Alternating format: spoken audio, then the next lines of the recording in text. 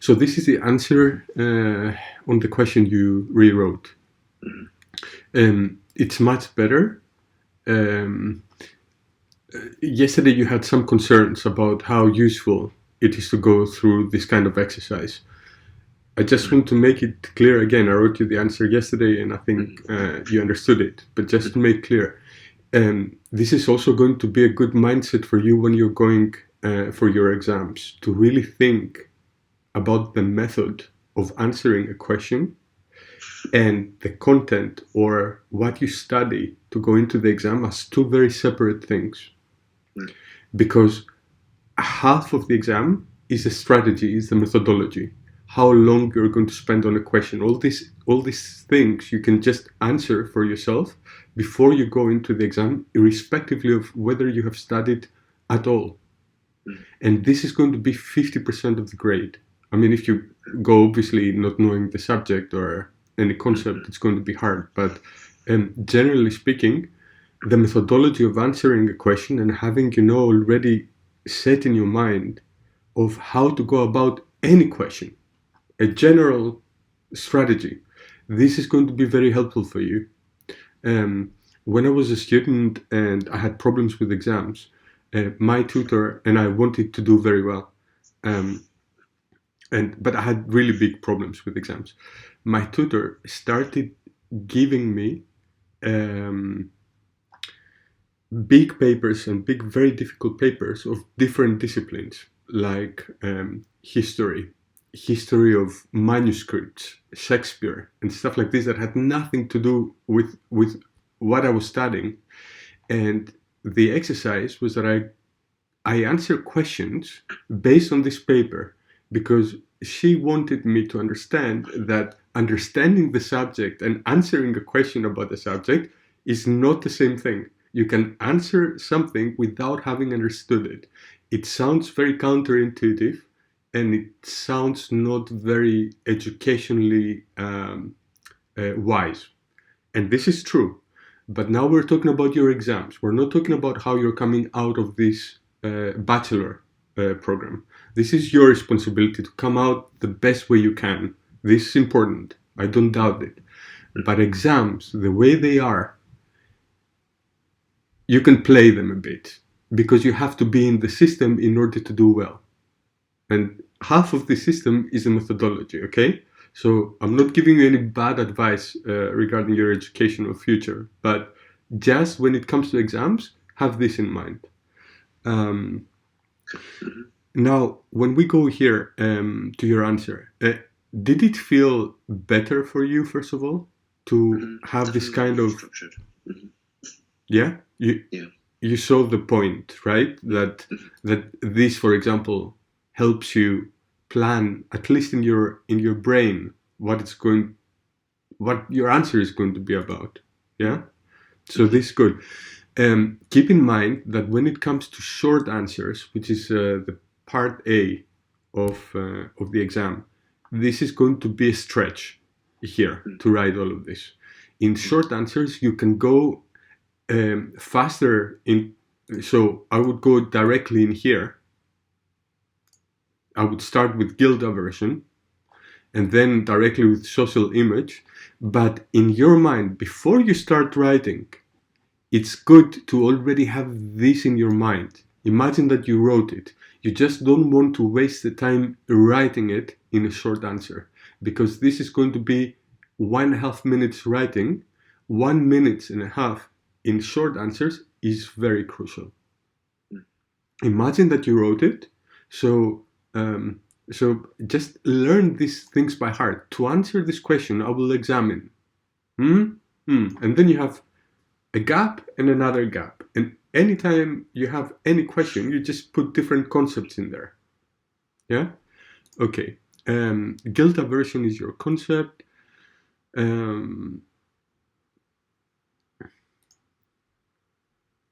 Yeah, I think that this would do now for this kind of stuff. We can see guilt aversion by analyzing trust games. Trust game are situations.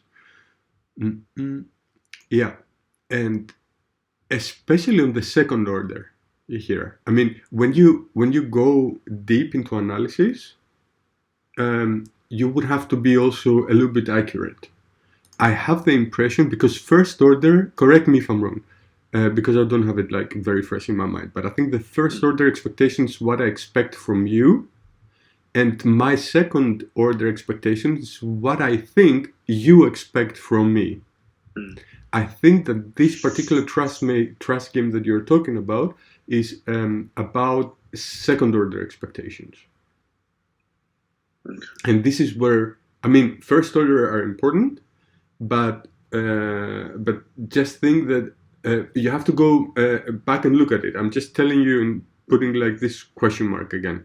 But I have the impression that this guilt is due to second order expectations. It depends mainly not what I expect from you, but what I think you expect from me. Yeah. So in this case, because this is very specific, you should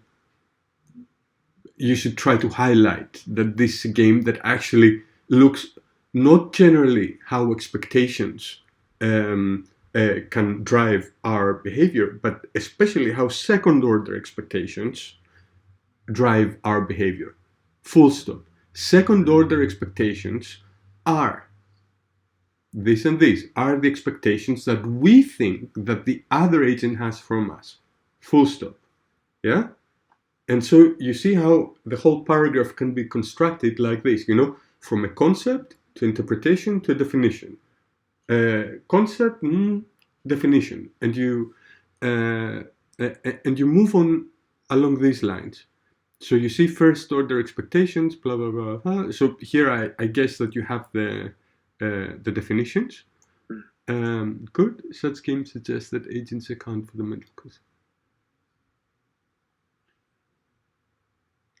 Here you can go for this kind of key moments where you introduce a definition, for example, or when you introduce an example, go faster. For example, for instance, don't try to make a nice way of talking about it, because this is going to cost you time. This is the only reason I'm telling you. And the marker already knows about it. So the markers already know what I'm telling you. They know that when they see this phrase, to answer this question, they already know that you're going to have a plan. When they see, for example, those are code words. Stay with the code words in these answers. And especially for exams, generally, I would say. If you write a book, it's fine. Just go outside of it so it doesn't get boring. I understand. But now, don't be afraid to stay with the standard banal keywords. Your spirit and your wisdom is going to come out of the content that you have in between. So, for example, in a managerial context, okay, a manager assigns a task, completes a task if, okay, I guess that here you know what you're talking about, and then you say, and here, instead of saying in this way, at the end of the paragraph, when you're concluding your thought, use therefore or hence. Not in this way. I know it sounds pedantic, but trust me on that. It's going to fly a little bit better. And what I'm going for, it's to gain points from little small points, which at the end, in aggregate, collectively, is going to be like many points. But it's like small things. So therefore, guilt aversion can shape individual behavior through the expectations of other people. Yeah? And you connect it back to the question. Does this feel good for you to put it at the end of paragraphs?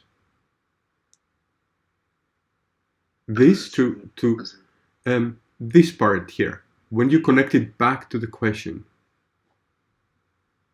Yeah.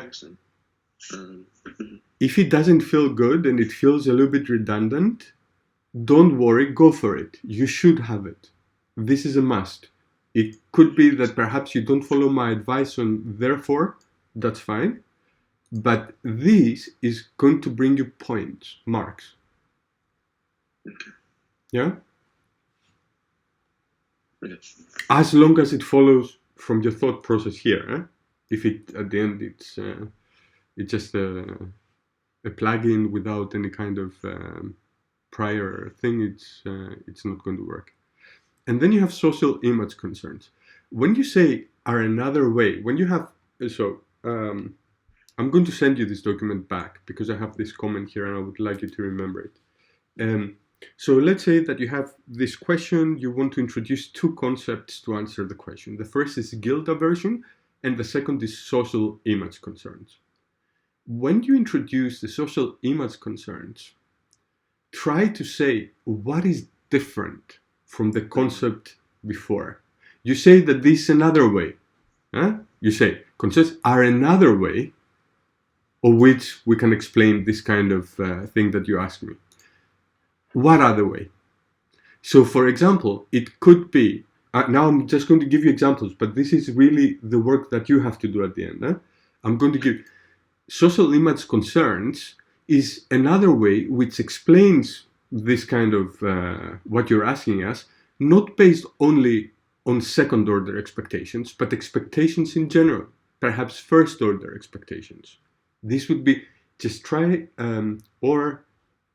or another way, it's that social image concerns are another way which do not only concern a kind of a game theory setting, not only the person who has assigned us something and we have this kind of direct contact, but perhaps it's about who is looking at us in society. It's in a broader concept. So try to, if you haven't thought about it, if you, during the exams, if you don't have it already in your mind because you didn't make this thought before, try to do it at that point. It's going to take you about 60 seconds to say what is different.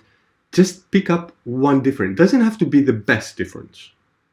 Just one difference that you can make a point. Every point you make like this, you score 1 mark. Think about it like this. If it's the amazing point that you find the amazing difference, you know, that the very learned scholar would make, that would be even greater.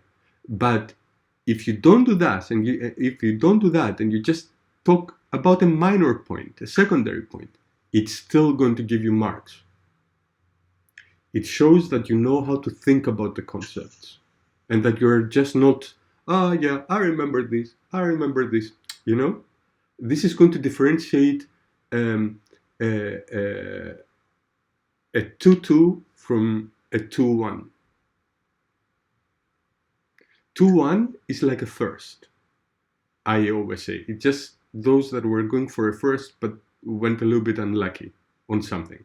Perhaps it was not, they were unlucky with the questions, or it was a bad day. So imagine that this kind of points that you're scoring while you're writing, it's what is going to bring you to the 2-1 collectively at the end of the exams. Yeah.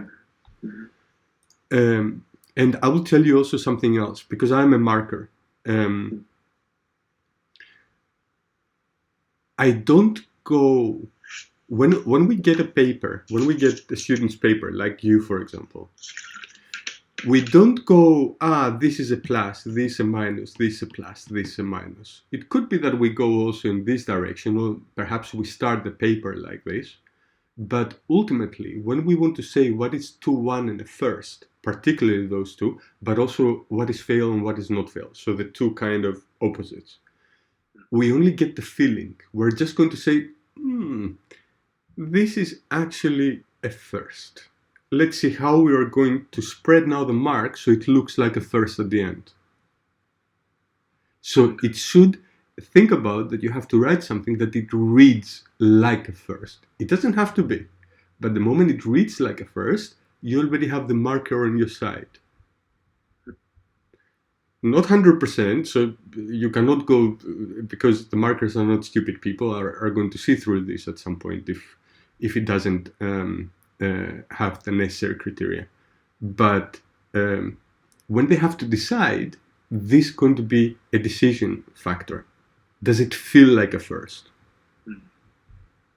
or a 2-1.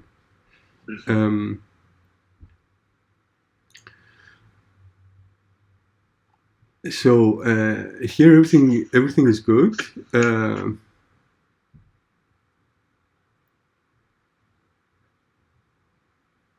Here is good. This is points.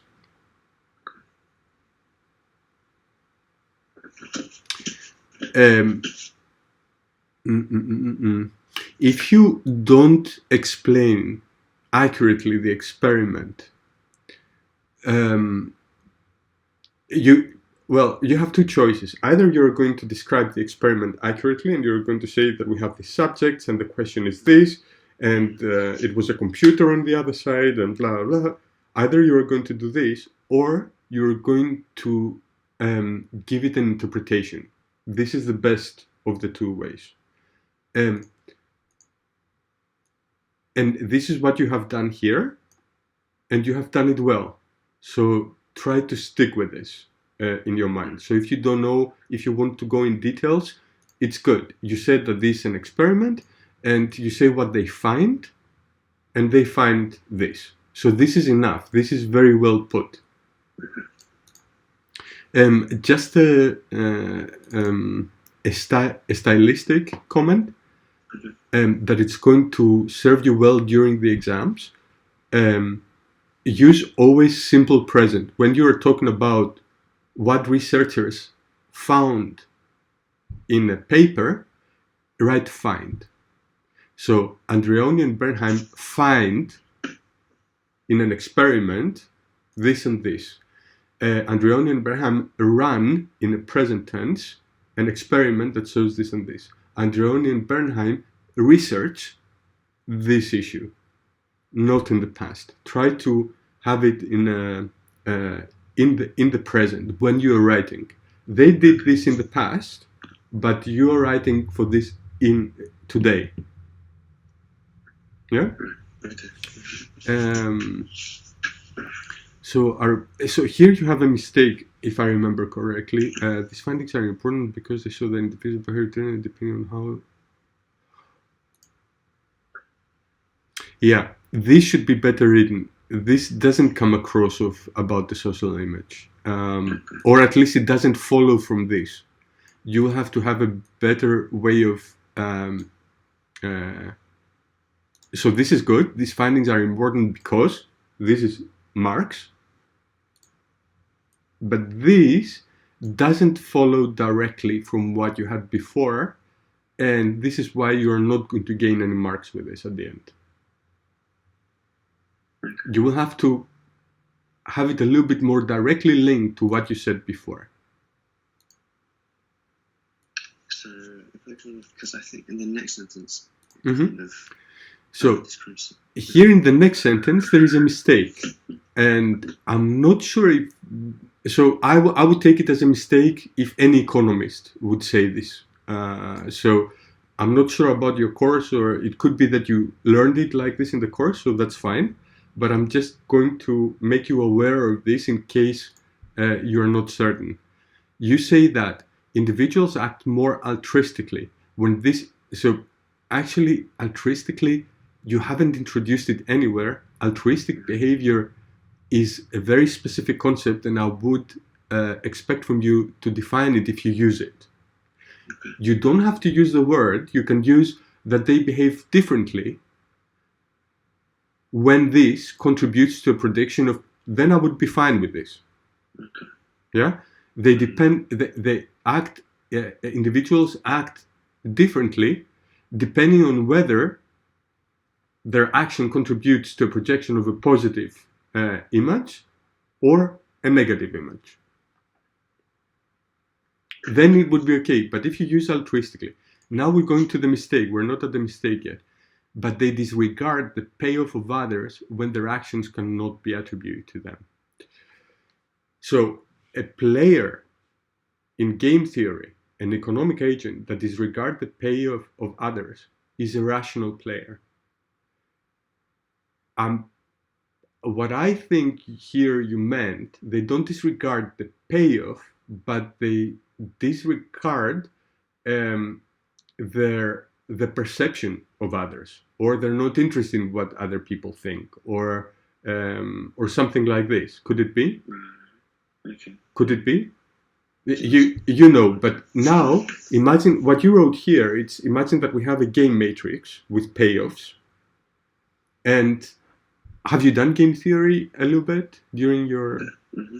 We have the rational players, who rational players only make a move, an action, take an action in a game, only to maximize their own profit, regardless of whether their opponent is winning or losing. This is disregarding the payoff of others. We're talking about absolute gains in this kind of games.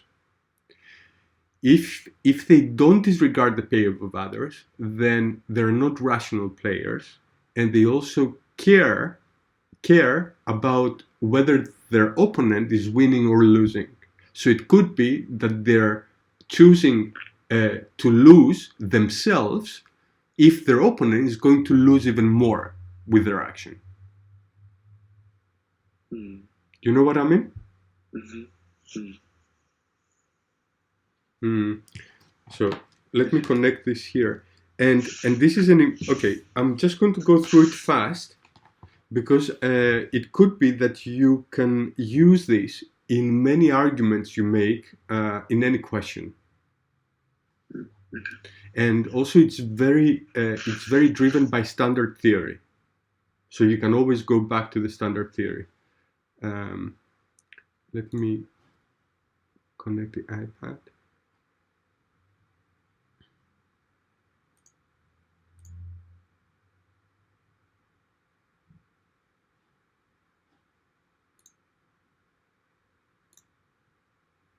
Now I don't have something particular in my mind with numbers, a game theory with numbers. A specific game. So I will just try to do something spontaneously here. I don't know if it's going to work out. Let's say that I have uh,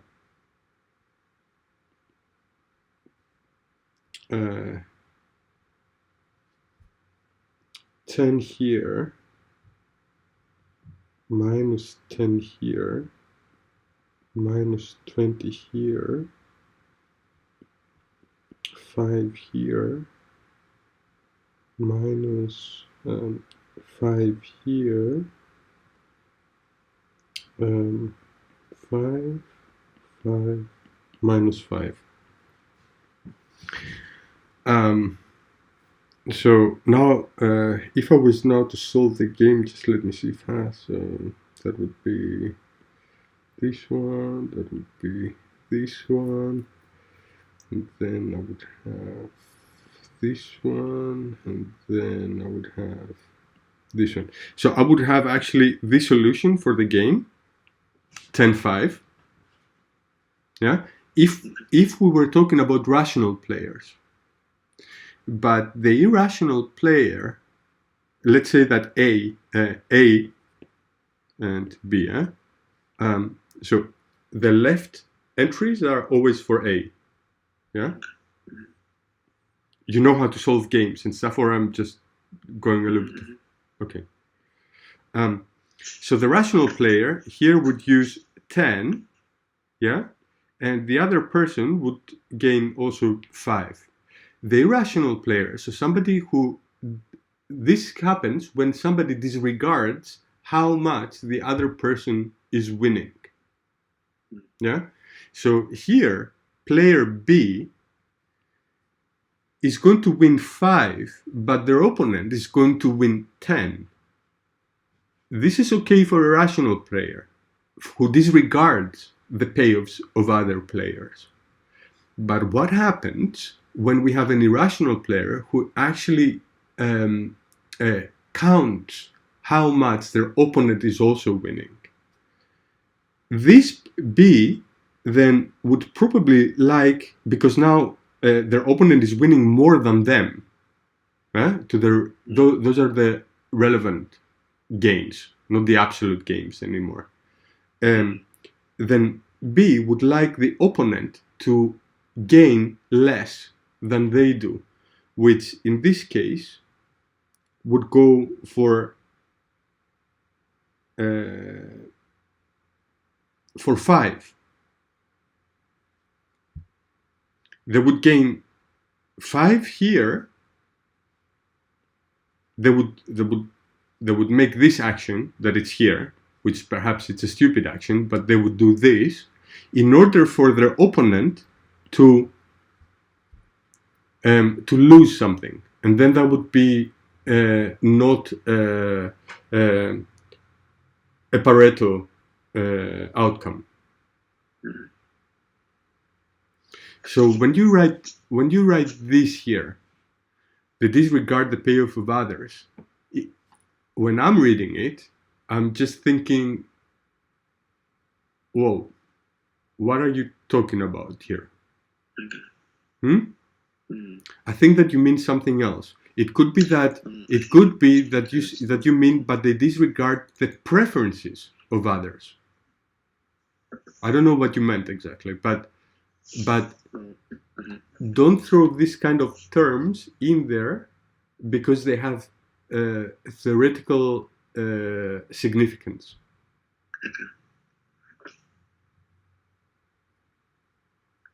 I think it's because I don't think I should have used the word altruistically, but I was thinking of in the context of I guess altruism, where they care about the payoffs of others in the sense that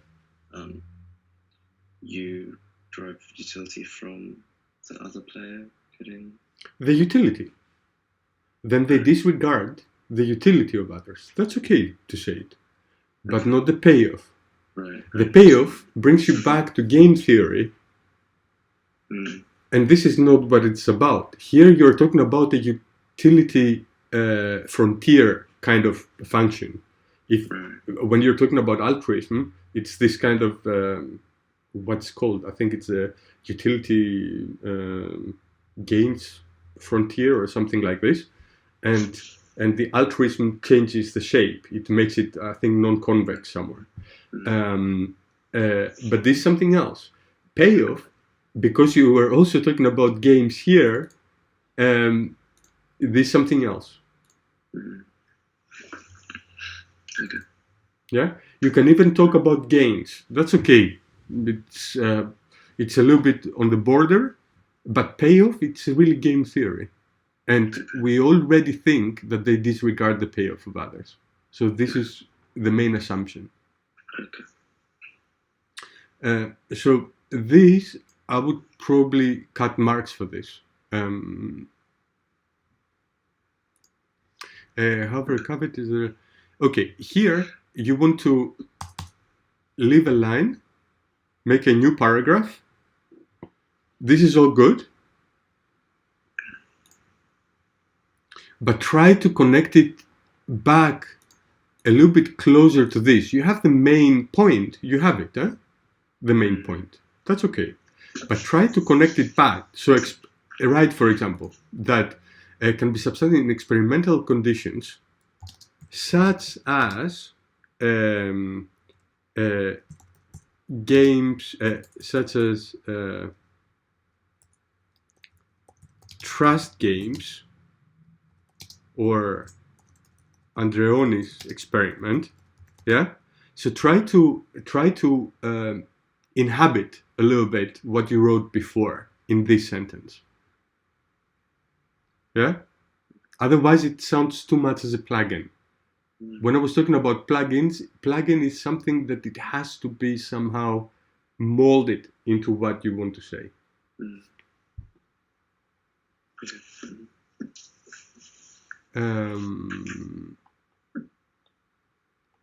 Yeah, so that's it here. For the next time,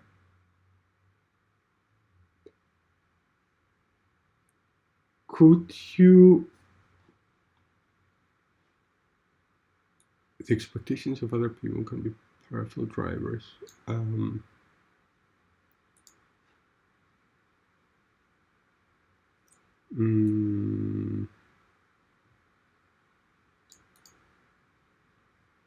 let me think about it. I'm just going to write to find a new question with this kind of structure, and I will give it to you, and you just have to have it in this kind of length and answer in this kind of length. And if you don't know what to have as context, try just use this. Yeah, that's fine. I just want to see that you get a little bit the structure. Okay. There was actually another assignment earlier in the year that I haven't done, so Ah. I could maybe give you those. Sounds good. Sounds very good. Yeah. Sure.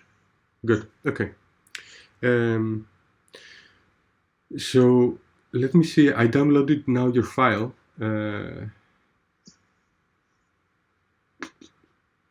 Downloads.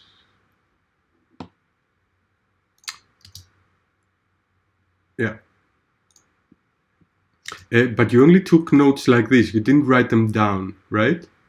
In another document, there's one more document I sent. But you only highlighted them. You didn't like put them in a structured kind of way somewhere. I'm not sure if I'd call it structured as such, because I wasn't sure about how to apply like your method of doing it. If it's just for one paper, as opposed to like a topic, and then using the paper as an example for that. But I did put them in a document as well. Okay. I'm just looking at what you have highlighted. This is good to underline and highlight stuff that you're not certain, that they feel kind of important, but you're not certain. That's good. What is green? I'm not sure, actually. I didn't realize I had green. I think that might.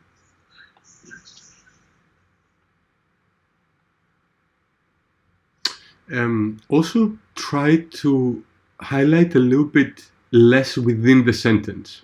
You know, it could be that you think that this is very important, but look, half of it is blah, blah, blah, blah, blah. What you probably found important was that people establish mental accounts that create symbolic linkages between specific.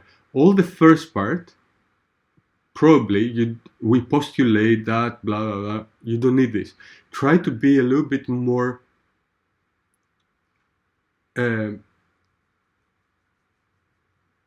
circumspect in the way you keep keywords and key meanings in your mind.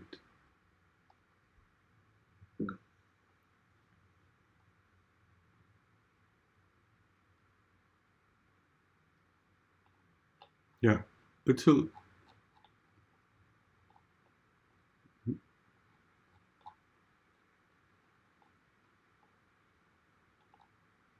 That's nice. Why did you highlight this? I just thought it was relevant.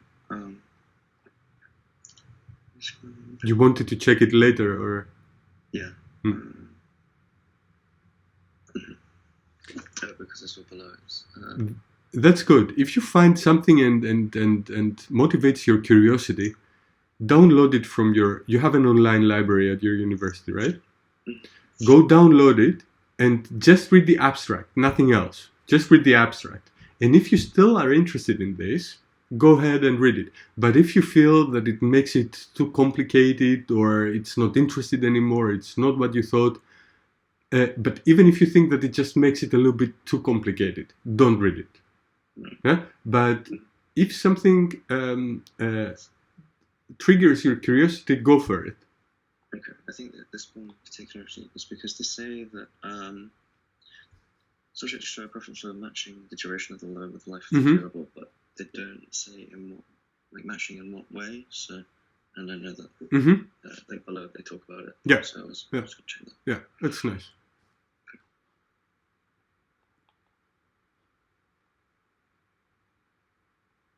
Yes, very good.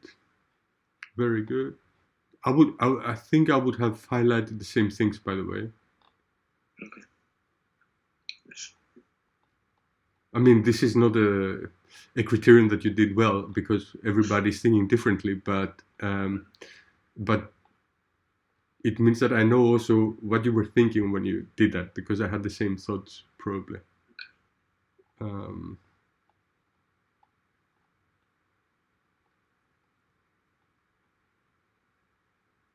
Yeah. Yeah. Good. Something that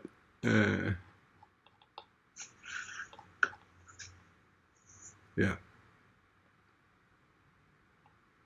Yeah. Here, for example, that was different for me. I just highlighted this only prospective accounting, prorating assumption, and coupling. But I just want you to see that you don't need all of the blah blah blah around it. Try to, even if it's important, you should make a selection. What is the most important thing for you at that point? Try to dare this. It's going to make it easier for you. So maybe just 3 mental accounting assumptions and then the phrases. Yeah, for example. But here, for example, you haven't, and I would do it exactly the same. I would put this also in my highlighting. First, the impact of past events. Second, the impact of future events. I would do exactly the same here. So here it's it illustrates what I meant about this part here. When you have to do a whole paragraph, sometimes you need to, but usually not. Then you know that perhaps you didn't really understand it. Just read it once again and see what is the most important thing here. Perhaps it's gone also after you read it the second time. Yeah. Okay.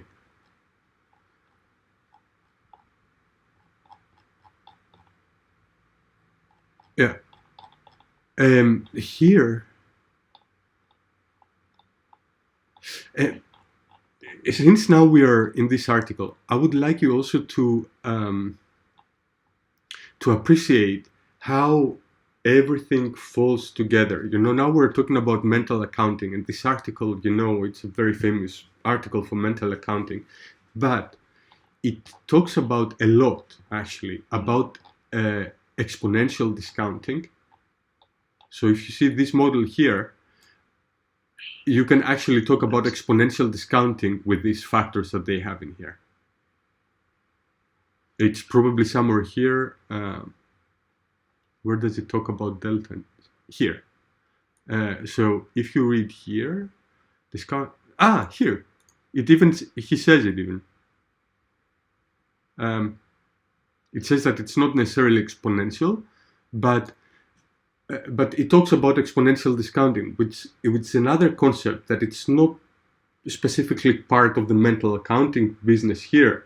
But as a mental note, you read it somewhere else. You can bring this part on this page under the notes you have about exponential discounting. Or when they talk about this factor here, I'm pretty sure that this is something risk aversion. Loss aversion. So this is about prospect theory then. And then you bring it back to the prospect theory. Try to make this kind of mind maps in your mind, because this is one of these subjects that, you analyze one concept, but all the concepts fall into the same category kind of thing. And it could help you to answer some questions on prospect theory, for example, that's not given as a detail in prospect theory, but it's given through this paper. And this is what many people do to separate the first class students from those that are going to get a 2-2, for example. How well you can go through the material and have this kind of ability to compose notes from all over the place. And this is why I gave you this idea with this kind of note-taking technique. So if we were here and we had um, prospect theory, you know, I would have from reference, I would have lecture 2. No, what was it? Lecture 1 probably. So I would have here the definition. Here I would have consequences, and all of these things would be from lecture 1, right? But then I would probably have something in here in the consequences. I would have consequence 1, consequence 2. Here I would probably be able, and I would say that this is from lecture 1. This is from lecture 1, but this is from the paper by, who are they? Prelec.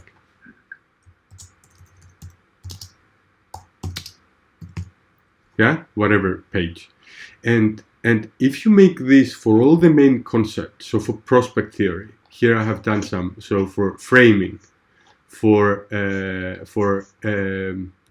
narrow bracketing, for mental accounting, when it comes the point that you have to write the exam with open books, what you do here, it's just do a search with the keyword.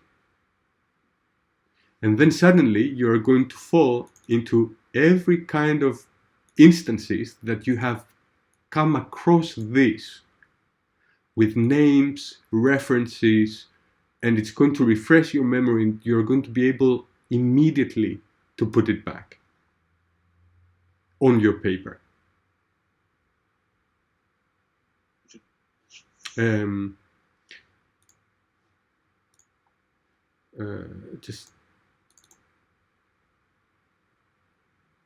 I mean, I had closed books when I was writing for economics, but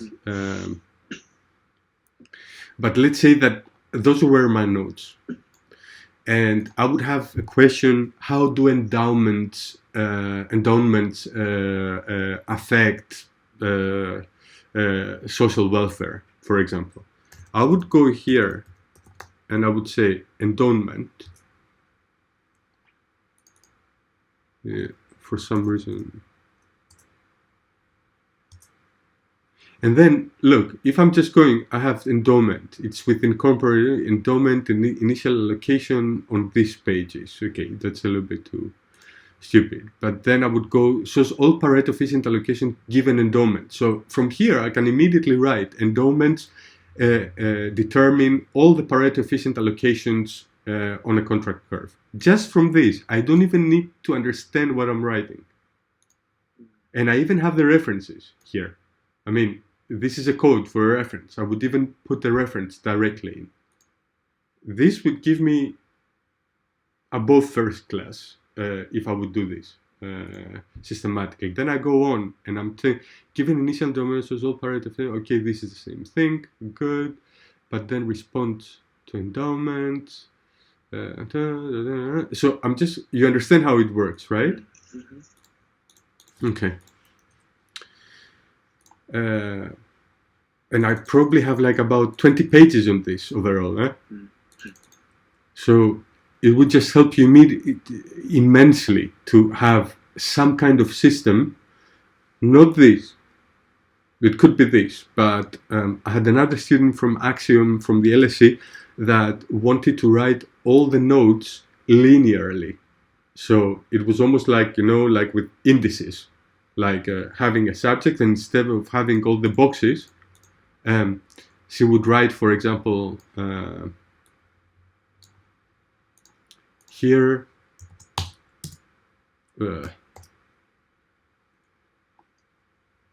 she would write here something like, here she would have this and blah, blah, blah, blah, blah. And here, in parentheses, you would have the reference. And then, if it was another subject,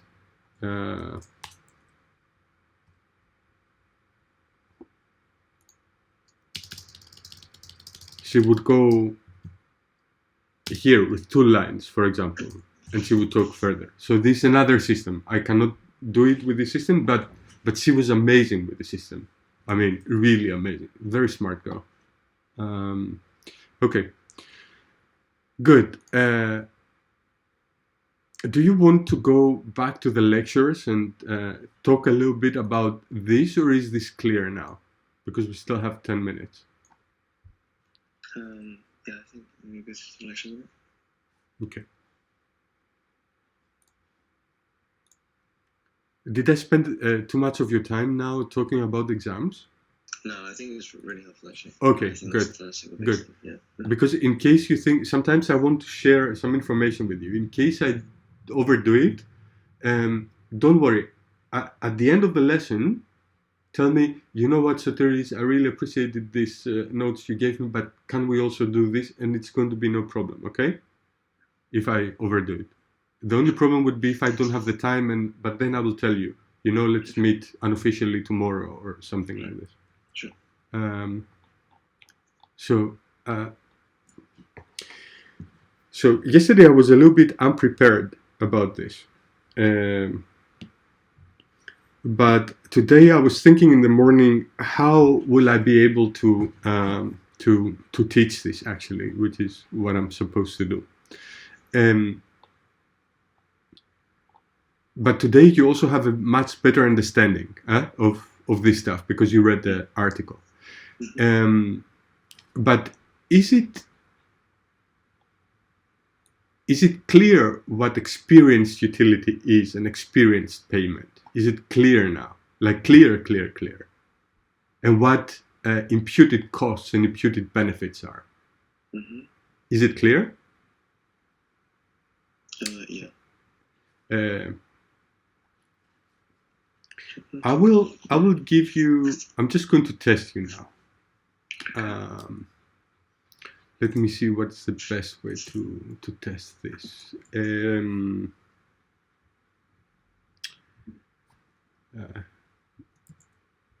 Wait, because I want to see your face.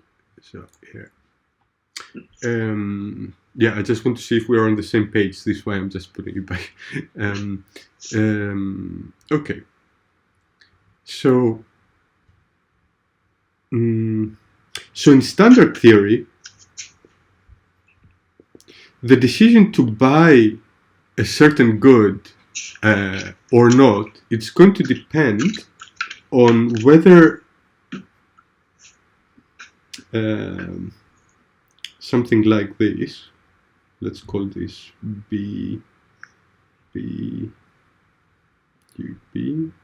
minus this here, let's call it C, PC, and here there is a lambda. And we're going to assume that lambda is 1. So it doesn't influence anything here.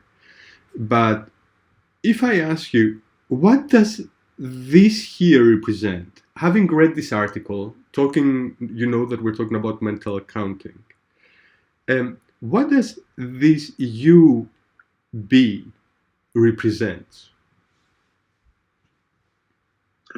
The utility that you derive from consumption, like untainted by the mental costs and stuff. Sorry? Just, if it were free. Yeah. Okay. Costless. Yeah. Okay. This is the absolute kind of utility. Very good. And what is this? PC.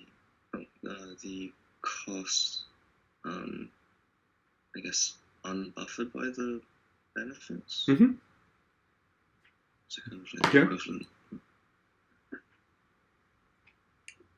Yeah.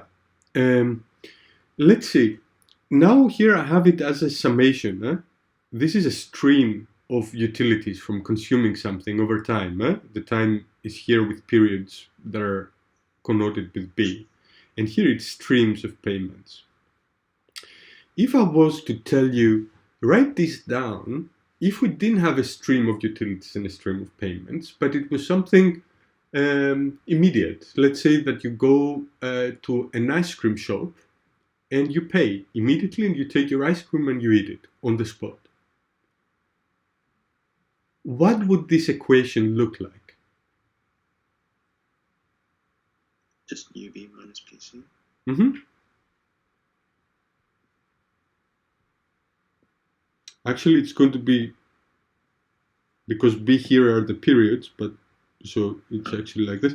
And actually there is this lambda.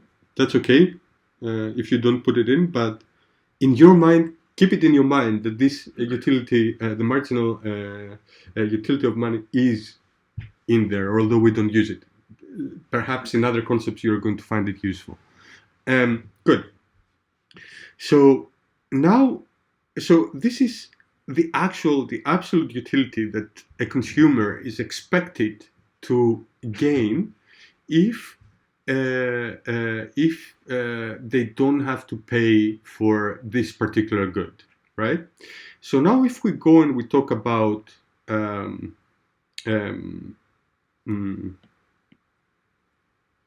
no, let me go back here.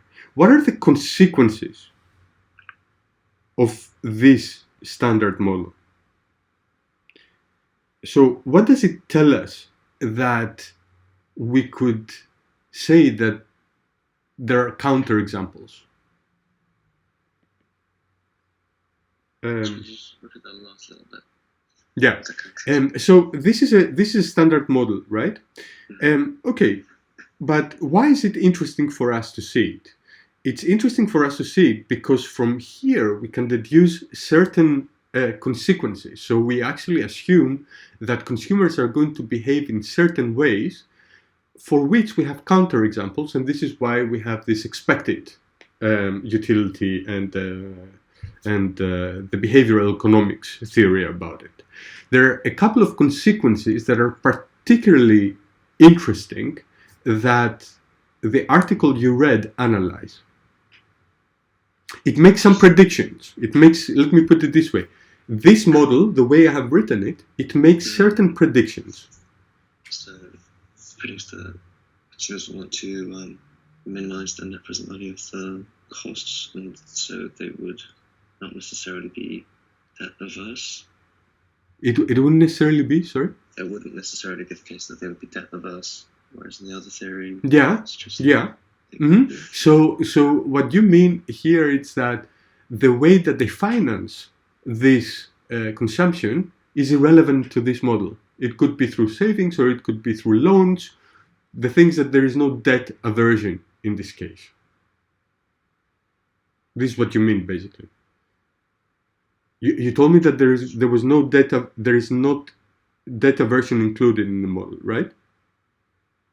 I think that it wouldn't necessarily be the case that people would act in a debt averse way, other than there is no debt aversion. So, as in, because it might be the case that people would finance it rather than prepaying, so that the net present value of the cost is minimized. But okay. So what you mean here is that okay. This is something else then. This is not about debt aversion. This what you're talking about is that because of the discount factors that we have here, and you can consider them exponential discounting factors, the later the payment is in the future, the present value of this payment is less. And this means that this model predicts that people, according to this model, they will always prefer later payments than payments now. Yeah? This is what you meant with debt aversion, right? Okay. I just wasn't sure that because, or maybe the same thing as what you just said, but that for equivalent payments, they prefer them to be deferred, but there usually is a cost of deferring payments, which might outweigh the benefits. Can you talk a little bit about it a little bit more?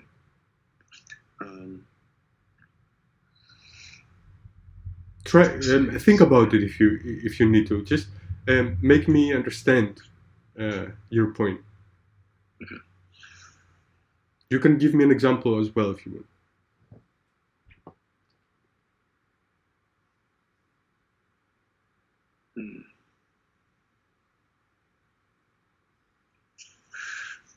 I guess just although there is a reduction in the net present value of the cost by deferring, that might be outweighed by the cost of deferring. In practice.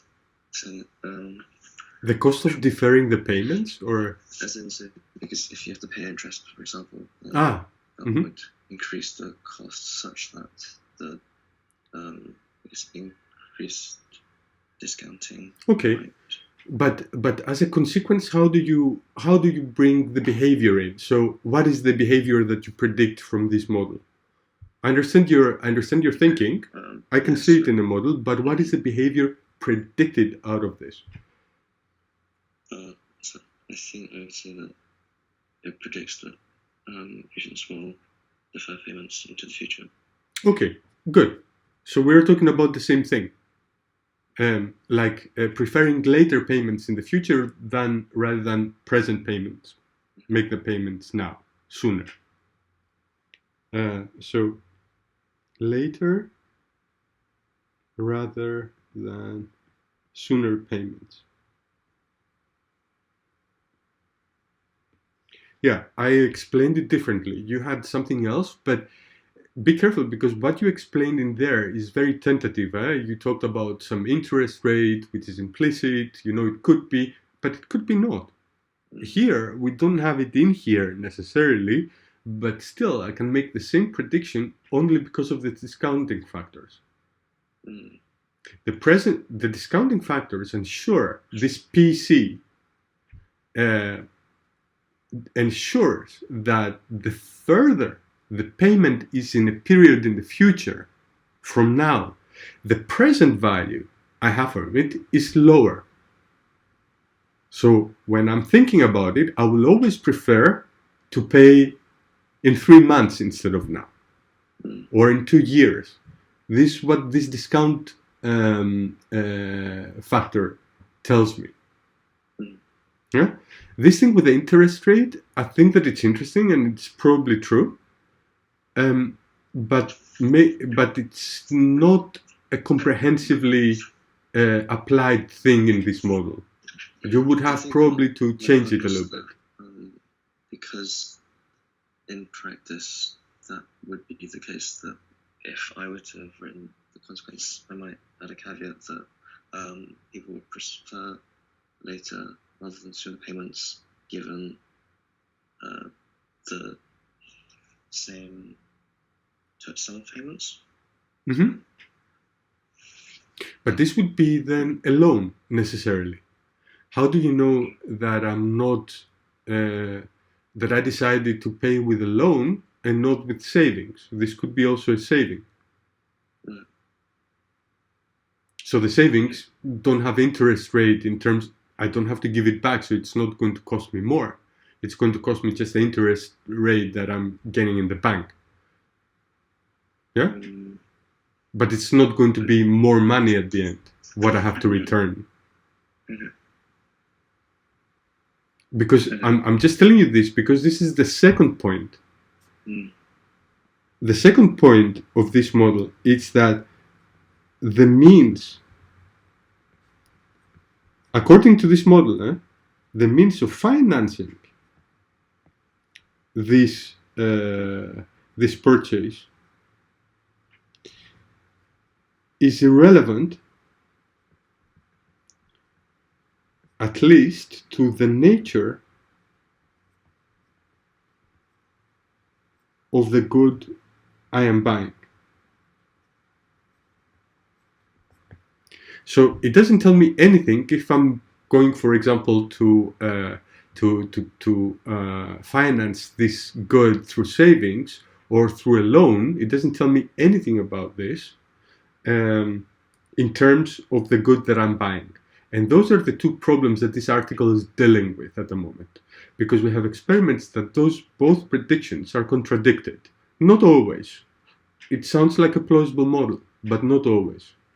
The later than sooner payments brings in this experiment with when they asked people whether they want to prepay a vacation, a package vacation, or to pay it after the vacation. And then they had the same question regarding a durable good, like a washer dryer set, right? So, and the discrepancy in this kind of, so people had different preferences when it came to to paying for the vacation and paying for the durable good. So, all good. So what the writers understood in this case, it was that what we're dealing with, because they had a follow-up, I think, question, and they wanted to understand, why do people, for example, want to prepay the vacation? Is it because the experience of the vacation is getting tainted by having to pay later on, or is it because they just are debt averse and they don't want to have a debt later on in their life, for example? Yeah, and what they found out is that we're not talking about utility, but about expected utility, and we're not talking about costs or payments, but expected payments. So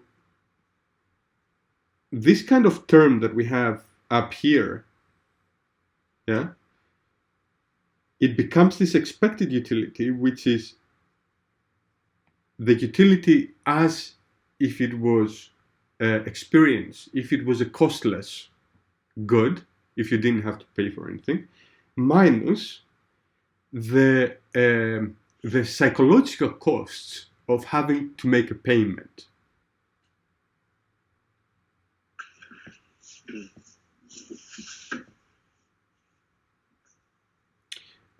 I'm going a little bit slow here now. This is on me, don't worry. But I really want you to get it right here. Okay, these three things. It's not a lot.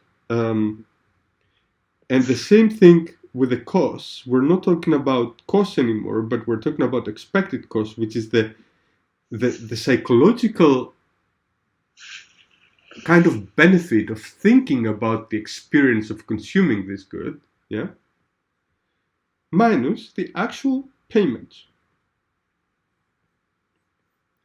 Now, everything with a hat, these and these, are called the imputed costs, and accordingly the imputed benefits.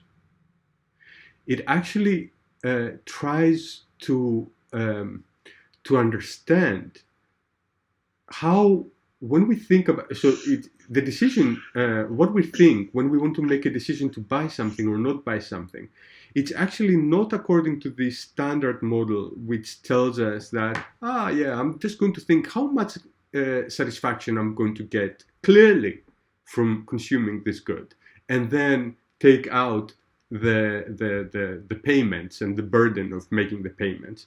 But actually, I'm talking about something else. I'm thinking, how much will this utility cost me actually? How much it's going to be the experience utility? And they find that not always, and not necessarily at the same kind of amount, but the psychological burden that I have to pay for something is going to take away some of my experienced utility, and vice versa for the payments. The thought that I'm going to consume this good is going to buffer a little bit the pain of having to make the payment. The reason I'm explaining this to you so slowly, it's to really appreciate three things here, because I'm afraid that some question is going to come in the exams, and I want you to have very clear. When we're talking about expected utility, we're talking about this thing over here. When we're talking about imputed costs incurring on this utility, this is only this. Yeah? Many people, many students, when they're asked about imputed costs and benefits, they write both of these things as they are, which is not true. The imputed costs is only this PC, and the imputed utility, the imputed benefits, is only this U sub B. The rest of the term altogether makes the expected utility. The expected utility is not imputed costs. It's the clear absolute utility minus the imputed costs. I'm just telling you this because I want you to be able to write clearly about this if you decide to write an answer like this. This is going to be fascinating for a marker if a student gets it right. To understand that those are kind of different things and I can talk clearly about each term. So basically, if you really think about it, this is the standard model. This could be the standard model if the associated costs were zero. Then we would have just the absolute utility, right? And if the imputed benefits were zero, then again, we would be talking about the standard model. Yeah? It would be nothing. Lambda stays the same. Huh?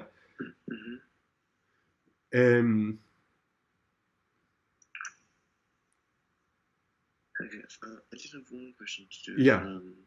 Imputed benefits. Yeah. So does that refer to both the offering, that thinking about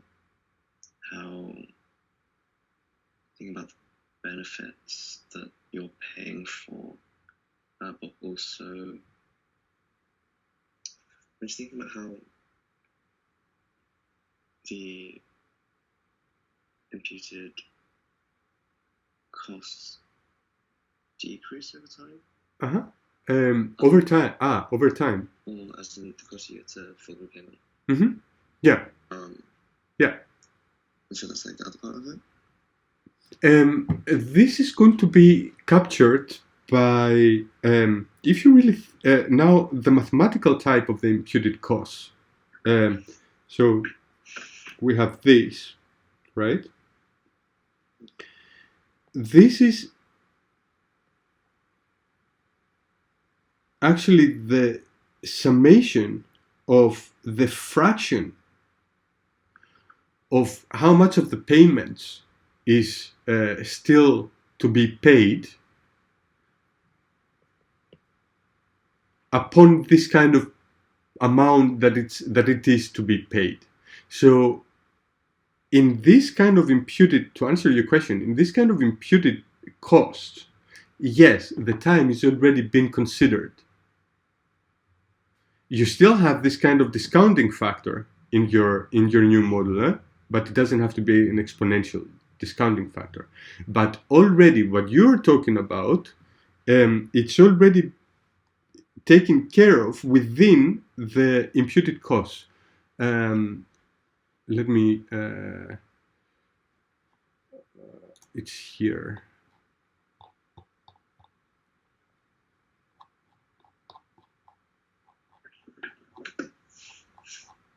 Here. It's the general expression, it says, for the imputed costs, P hat P, it's the fraction, this omega that I wrote, of payment at time C. So this is the rest of the payments that it's about to be made, that's applied upon to consumption at time B. And this is exactly this. So already the timing of the payment and how many installments I still have to pay and stuff, it's already considered in this C period.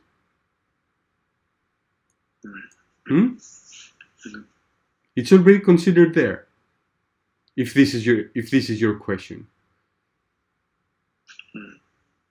So it's going to change, the imputed cost is going to change from one period to the next. Because omega is changing, right? P can stay the same, but omega, the fraction of this, that it's still relevant to me, is changing. Okay. The same thing is with the utility, the imputed benefits, by the way. Does this answer the question a little bit? The same piece of benefits, so would that be the fraction of the remaining consumption utility remaining? Mm-hmm. Yeah. Okay. Yeah. It's the same thing. Exactly the same thing. This imputed cost, just don't think it as a constant or as something like this, but really think about it as a function. Yeah, as a function whose formula is going to be the summation at time c of the fraction times the amount that you have to pay in this period c. But also it's the fraction of how much of this is relevant now to the utility. And every period, for example, you can argue that at every period as you are going towards the last period of payment, this fraction becomes less and less relevant, so it becomes smaller and smaller and smaller. Yeah? And at the end, is not important at all, for example. But it's already captured in the function of p hat. Yeah? So,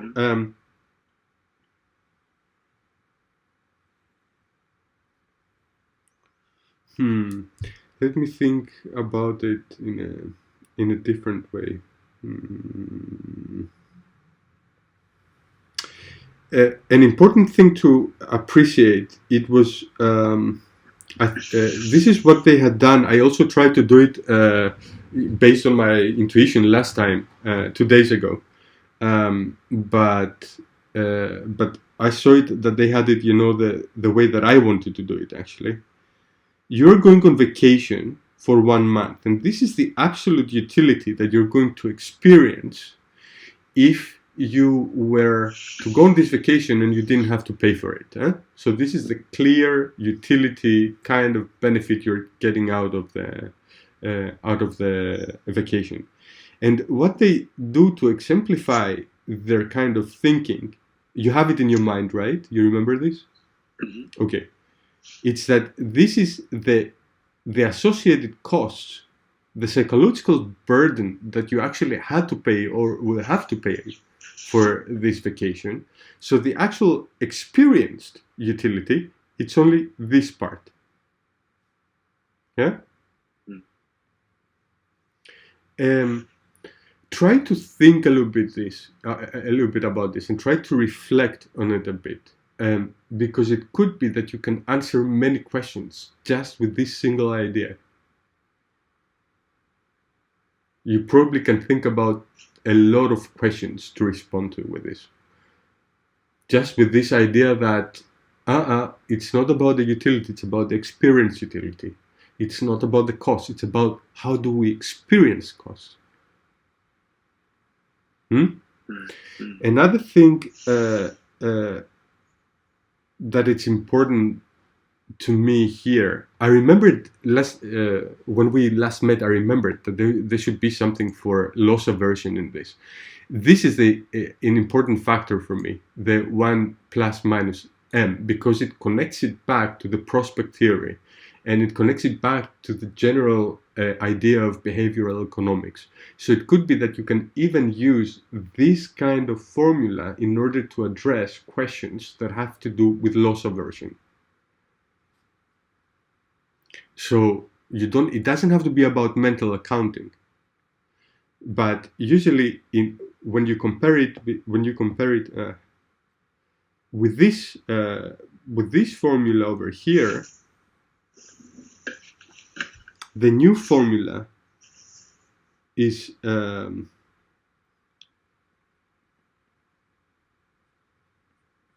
it takes into consideration not only the expected utility and the expected costs, but it also takes into consideration the loss aversion factor, which is another characteristic of behavioral economics. If you remember this, it could be that you can use this mental accounting to answer questions about prospect theory. This is why I'm telling you that this is just one of these. It's a little bit complicated, the idea, but actually if you get it, it's very simple.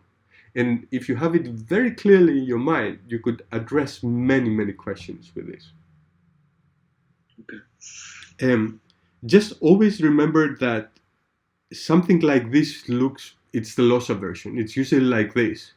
There is always some kind of discount factor, and then you have some kind of type for the expected utility.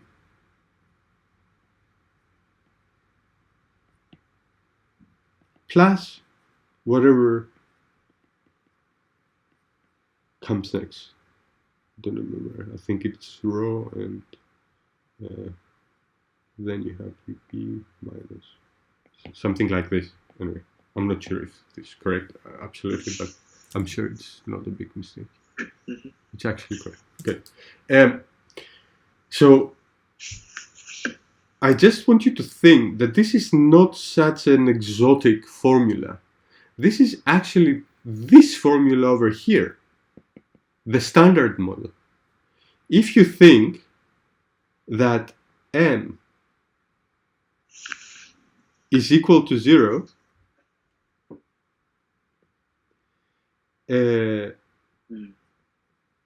p is 0,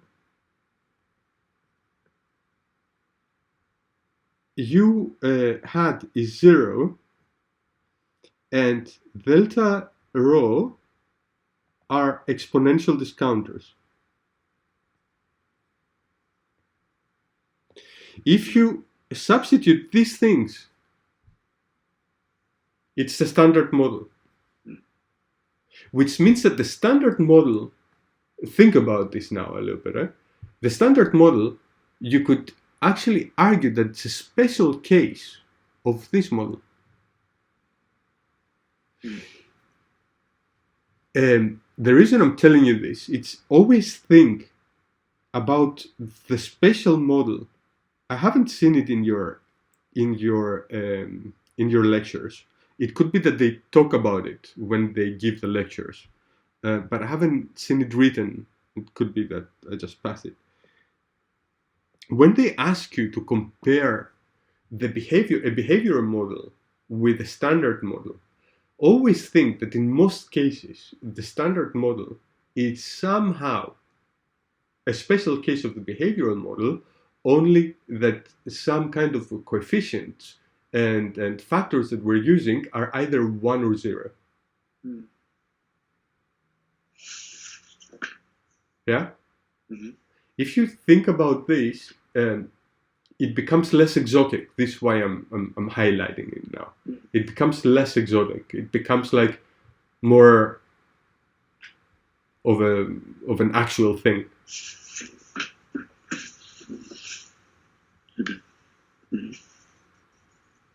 Because it could be reality. Eh? Imagine a case where the particular consumer in these particular circumstances would have a loss aversion coefficient equal to 0. Imagine that for whatever reason the imputed costs or imputed benefits were 0, and that he or she was an exponential discounter. It can happen. So it doesn't mean that behavioral economics entirely contradict the standard theory. It just says that standard theory is the predictions that are made with standard theory are not always correct, and tries to explain this kind of anomalies at the end. And we say that they're not anomalies, it's actually that the standard theory is only a special case.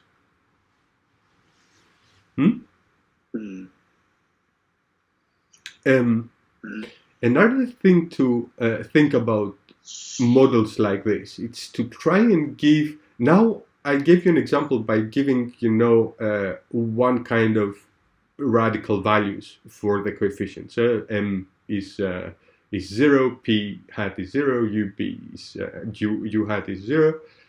Give it m1, and give p hat equal to ub.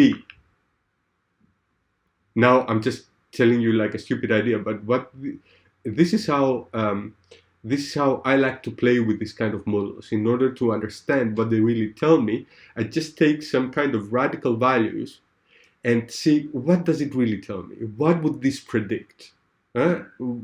What kind of person is this? So this is why you should. If you have the time, it's a good exercise, and it's a good exercise for your intuition as well. So you are going to be much better at explaining this stuff than I am, for example. I really have to think hard about it afterwards and read. But you will have like a good idea then. And this is what they ask you to do in exams. You have this kind of, they didn't ask you to derive this model. They didn't ask you to, I don't know, do something crazy with it. They just asked you to learn it and to learn like a couple of things about it. So try to see how you can use it in exams. What could you explain with something with this model?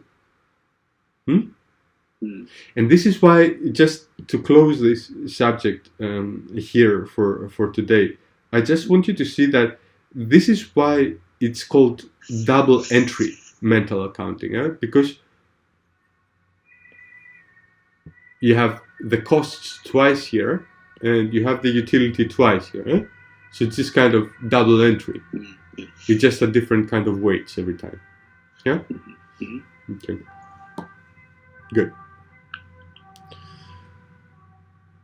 I think I will not have more time today. I'm going to report only 1 hour, so this is not an issue. But I just want you to be very good at it. It's going to make you understand better some concepts later on. Yeah. Okay. If you want, do you have any questions first of all? Not about this. No. If you want, send me the assignment that you haven't done, and I will perhaps choose one of the questions so you can just answer without having to read on it. Just try to give it like a plan. How would you answer it if you knew what it's talking about? Yeah. So do this if you want. Go on with the mental accounting thing if you want, and try to come up with some kind of notes that you can use for the exams later on. It's, if you have the method and if you have the notes, you're kind of done.